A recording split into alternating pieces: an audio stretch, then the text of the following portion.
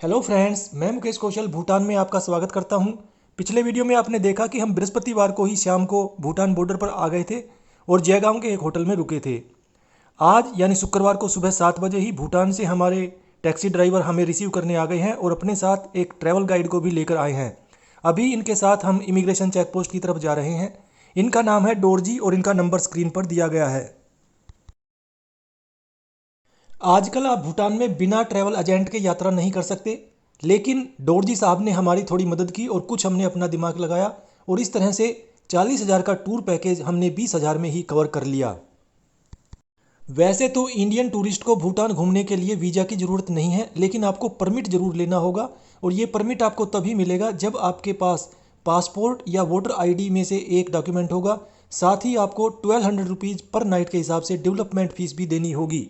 यदि आपने online permit नहीं ली है तो अपना एक फ़ोटो और इंश्योरेंस दिखाकर इस इमिग्रेशन चेक पोस्ट से भी परमिट ले सकते हैं। भूटान के इस कस्बे का नाम है फुनसलिंग, जो इंडिया के जयगांव के साथ अपना बॉर्डर शेयर करता है। क्या आपने नोटिस किया कि भूटान में जो पर्सनल गाड़ियां हैं उनकी नंबर प्लेट रेड कलर की है। साथ ही जो ये रेड कलर की टैक्सी है, इसमें हम अगले 3 दिन भूटान को एक्सप्लोर करेंगे। जो भूटान का 5 दिन का टूर पैकेज होता है उसको हम 3 दिन में ही कवर करेंगे, इसलिए हमारे बाकी के वीडियो भी ज़रूर देखना। अभी हम एक पेट्रोल पंप पे हैं और आपको बता दूं कि भूटान के अंदर पेट्रोल डीजल से सस्ता है। जब हम यहाँ पर गए थे तो पेट्रोल केवल 75 रुपये लीटर था। यदि आपको केवल फुनसलिंग में ही ठहरना है या घूमना है तो आपको कोई फ़ीस देने की ज़रूरत नहीं है, लेकिन फुनसलिंग के बाहर जो ये चेक पोस्ट बनी हुई है, इससे आगे आप जाएंगे तो आपके पास वैलिड परमिट होना चाहिए। फुनसलिंग में टूरिस्ट के लिए ज़्यादा कुछ घूमने को या करने को नहीं है, इसलिए हम यहाँ से सीधा जा रहे हैं भूटान की राजधानी थिम्पू में, जो यहाँ से 150 किलोमीटर है और 4 घंटे का समय लगेगा। बॉर्डर से लेकर थिम्पू तक का पूरा रास्ता पहाड़ी और जिगजैग टाइप का है, इसलिए यात्रा करने से पहले हल्का भोजन ही खाएं, वरना आपको वोमिटिंग हो सकती है। लगभग मिड वे में जाकर हमें ट्रैफिक जाम देखने को मिला। वजह थी कि यहाँ पर लैंडस्लाइड की आशंका थी, इसलिए आप कोशिश कीजिए कि जुलाई से लेकर सितंबर तक यहाँ पर यात्रा ना करें, उस समय बारिश का सीज़न होता है। और बेस्ट टाइम होता है अभी का, यानी जिस समय हम यात्रा कर रहे हैं, या मैं दूसरे शब्दों में कहूँ कि सितंबर का लास्ट वीक या अक्टूबर का फर्स्ट वीक। वैसे अक्टूबर, नवंबर या फिर अप्रैल और मई में भी मौसम एकदम सुहावना होता है। अभी हम पहुँचे हैं चुजुम पर, जो एक जोंगखा लैंग्वेज का वर्ड है। जी हाँ, भूटान में जोंगखा लैंग्वेज बोली जाती है, लेकिन ज़्यादातर लोग हिंदी भी समझते हैं। चुजुम का मतलब होता है 2 नदियों का संगम। इसको हम वापसी में कवर करेंगे। इस गेट के लेफ्ट हैंड साइड में जो रोड जाता है वो पारो की तरफ जाता है, जहाँ पर भूटान का एयरपोर्ट है। और अभी हम राइट में जा रहे हैं थिम्पू की तरफ। यदि आपको लंबे सफ़र से थकान हो जाती है तो आप आउटर थिम्पू में ही अपना होटल बुक कीजिए, लेकिन हमने अपना होटल थिम्पू के सेंटर में बुक किया था, इसलिए जैसे ही हम थिम्पू पहुँचे हमने होटल में जाने की बजाय अपनी लोकल साइट सीइंग शुरू कर दी, क्योंकि ज़्यादातर जो टूरिस्ट अट्रैक्शन है वो थिम्पू सिटी से बाहर ही पड़ते हैं। सबसे पहले हम जा रहे हैं लॉर्ड बुद्धा की स्टैचू देखने, जो भूटान का कंपैरेटिवली एक लेटेस्ट अट्रैक्शन है। ये स्टैचू 2015 में बनकर तैयार हुई थी और आजकल यहाँ पर कोई एंट्री फीस नहीं है।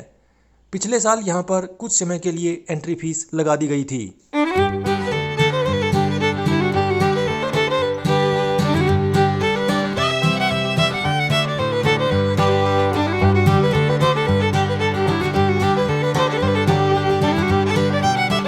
लॉर्ड बुद्धा की स्टैचू से उतरकर जब आप नीचे की तरफ आएंगे तो आपको देखने को मिलेगा मेमोरियल चोर्टन, जो तीसरे भूटान नरेश की याद में बनाया गया है।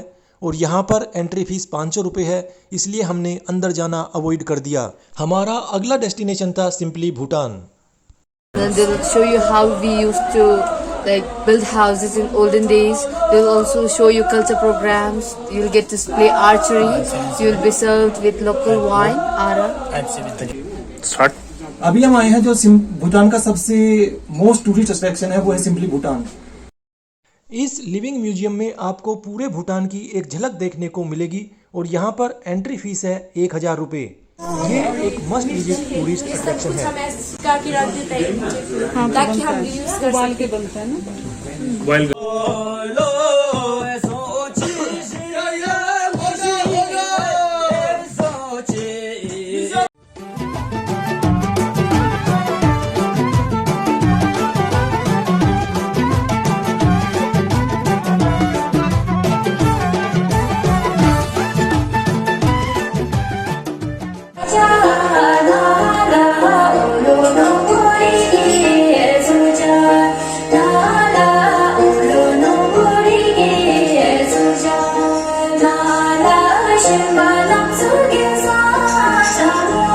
सिंपली भूटान के बाद हमारा चौथा पड़ाव था थिम्पू का एक मिनी जू, जो सिटी से एकदम बाहर एक पहाड़ी पर है।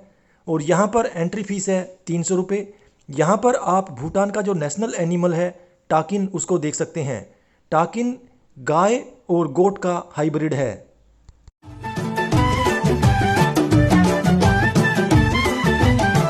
मिनी जू से लगभग 2 किलोमीटर की दूरी पर है सैनग्यांग व्यू पॉइंट, जहां से थिम्पू सिटी की सबसे बेस्ट व्यू दिखाई देती है।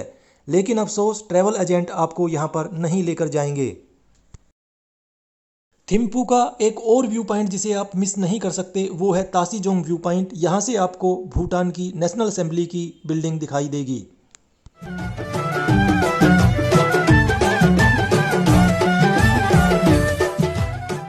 पहले दिन का हमारा अंतिम पड़ाव था जोरिक चुशुम, जहां पर भूटान की जो 13 आर्ट हैं वो सिखाई जाती हैं। लेकिन जब हम यहां पर पहुंचे तो ये इंस्टीट्यूट बंद हो चुका था, क्योंकि ये केवल 4:30 बजे तक ही खुला रहता है। यदि आप थिम्पू में 2 दिन स्पेंड करते हैं तो एक दिन आपको यहां पर ज़रूर जाना चाहिए।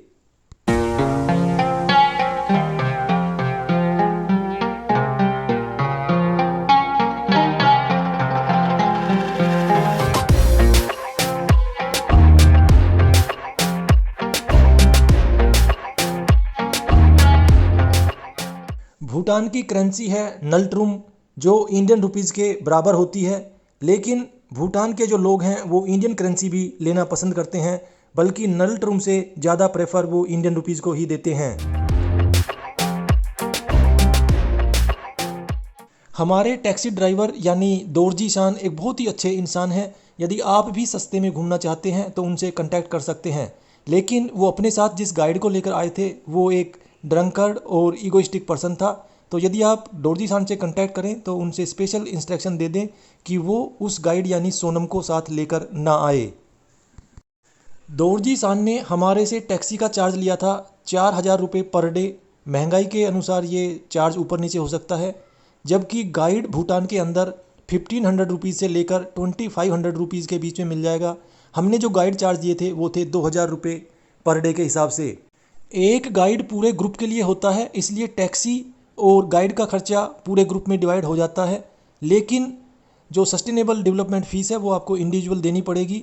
और ये जो फ़ीस है, हम जैसे कि 3 दिन के लिए भूटान में घूमे थे तो हमें 2 रात की ही SDF देनी पड़ी थी, यानी आपको पर नाइट के हिसाब से डेवलपमेंट फ़ीस देनी होती है।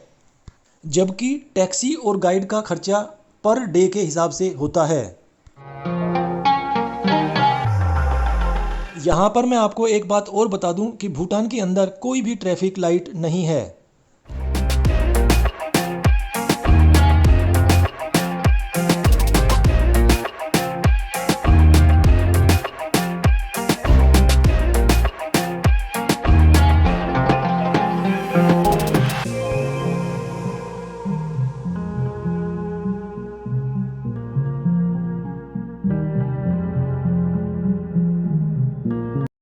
अभी हम थिम्पू के सबसे VIP एरिया से गुजर रहे हैं और इस रोड का नाम है नोर्जिन लैम, जहां पर बहुत सारे कमर्शियल इस्टेब्लिशमेंट हैं। इनमें अच्छे अच्छे होटल्स, रेस्टोरेंट और बैंक्स शामिल हैं।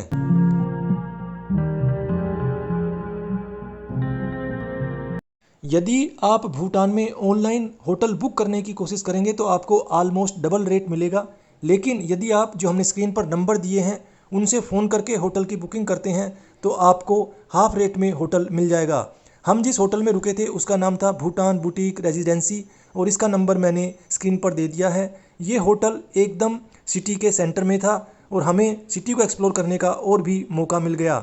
होटल में थोड़ी देर आराम करने के बाद हम पहुंच गए यहाँ का वुडन ब्रिज देखने, जो थिम्पू रिवर के ऊपर बना हुआ है।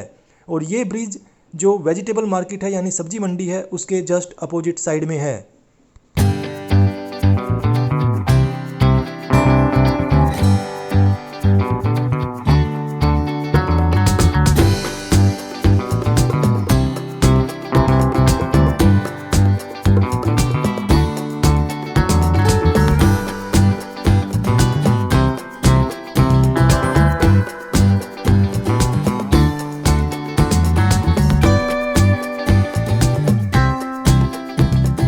ब्रिज के सामने जहाँ पर आपको ये लाइट जलती हुई दिखाई दे रही है, फर्स्ट फ्लोर पर फार्मर्स मार्केट है। हालांकि ये 2 स्टोरी बिल्डिंग है, लेकिन नीचे अभी रिनोवेशन का काम चल रहा है। कल हमें ट्रैकिंग करने जाना है, इसलिए हम यहाँ से बनाना लेने आए हुए हैं। यहाँ पर आप देखेंगे कि आपको लाल मिर्च बहुत थोक के भाव में दिखाई देगी।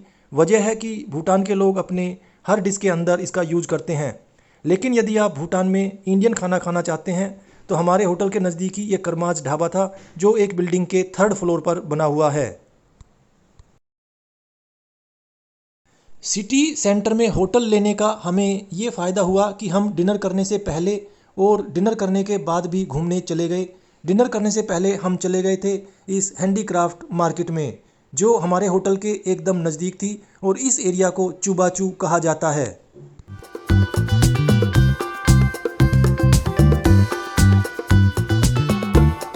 हमने थिम्पू सिटी में पहुंचते ही लोकल साइट सीइंग शुरू कर दी थी। यदि आपको लगता है कि आपको पहले आराम की ज़रूरत है तो आपको आउटर थिम्पू के अंदर अपना होटल बुक करना चाहिए। सिटी सेंटर में होटल बुक करने का एक और फ़ायदा ये भी है कि बचे हुए टूरिस्ट अट्रैक्शन आप भी हमारी तरह अगले दिन सुबह जल्दी कवर कर सकते हैं। दोस्तों, उम्मीद करता हूँ ये वीडियो आपको पसंद आया होगा। यदि वीडियो पसंद आया हो तो इसे लाइक करें, और भूटान के बाकी शहरों की यात्रा हमने कैसे प्लान की ये जानने के लिए हमारे बाकी वीडियो ज़रूर देखें। Thank you friends, thanks for watching.